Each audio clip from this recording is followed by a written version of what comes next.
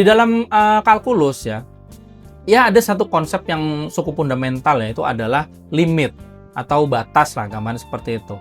Jadi limit itu kan mengajarkan kita satu hal penting, yaitu adalah bahwa perilaku sistem itu tidak hanya ditentukan oleh kondisi sekarang, tidak sekedar itu ya, tapi oleh bagaimana dia berubah mendekati sesuatu, kira-kira seperti itu.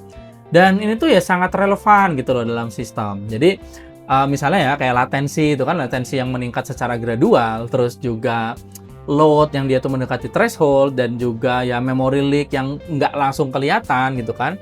Tanpa cara berpikir dengan limit itu tadi, yang namanya engineer dia tuh hanya melihat snapshot, itu yang sering terjadi, bukan trajektorinya gitu loh. Dan engineer yang cuma melihat snapshot, ya akan selalu tertinggal dari masalah yang sebenarnya lagi terjadi. Oke, yang kedua tuh gini ya, jadi saya bakal ngomongin tentang ya masalah turunan atau derivatif gitu ya, dan sensitivitas sistem.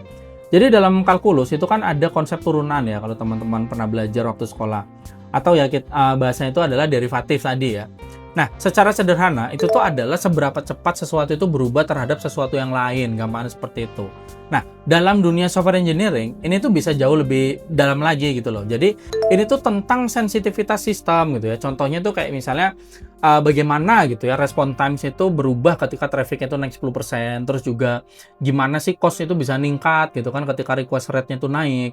Terus juga ya gimana yang namanya failure rate itu tuh berubah ketika konkurensinya itu naik. Nah, itu kan sering banget kita hadapi. Tapi yang namanya engineer yang memahami prinsip turunan tadi dalam kalkulus, itu tuh akan melihat yaitu sebagai gradient gitu loh. Jadi, arah dan kecepatan perubahan sistem, gampangannya seperti itu. Dan ya disitulah insight-nya jadi muncul gitu loh, bahwa yang namanya masalah itu bukan nilai dari sekarang loh, bukan dinilai sekarang lah, gampangan seperti itu gitu, tapi di arah perubahannya gitu ya. Karena sistem yang terlihat stabil saat ini gitu kan, itu tuh bisa menjadi tidak terkendali di besok harinya gitu loh, dan itu tuh bisa diprediksi kalau ya kita berpikir secara kalkulus. Oke, yang ketiga itu adalah tentang integral ya. Jadi gini, kalau tadi si derivatif atau turunan itu bicara tentang perubahan sesaat, ya, kalau integral dia tuh bicara tentang akumulasi, kira-kira seperti itu. Dan ya tentunya ini tuh sangat kritikal gitu loh di sistem yang modern. Kenapa seperti itu? Jadi gini ya, contoh paling sederhana aja ya. Contoh paling sederhana tuh kayak misalnya total cost gitu dari request kecil yang dia tuh terus-terusan gitu kan. Terus juga total latensi dari banyak service yang chain. Terus juga total error yang kecil tapi konsisten. Nah, dalam kalkulus, integral itu kan mengajarkan bahwa hal kecil yang dia tuh terjadi terus-terusan gitu kan, itu tuh akan menjadi sesuatu yang besar.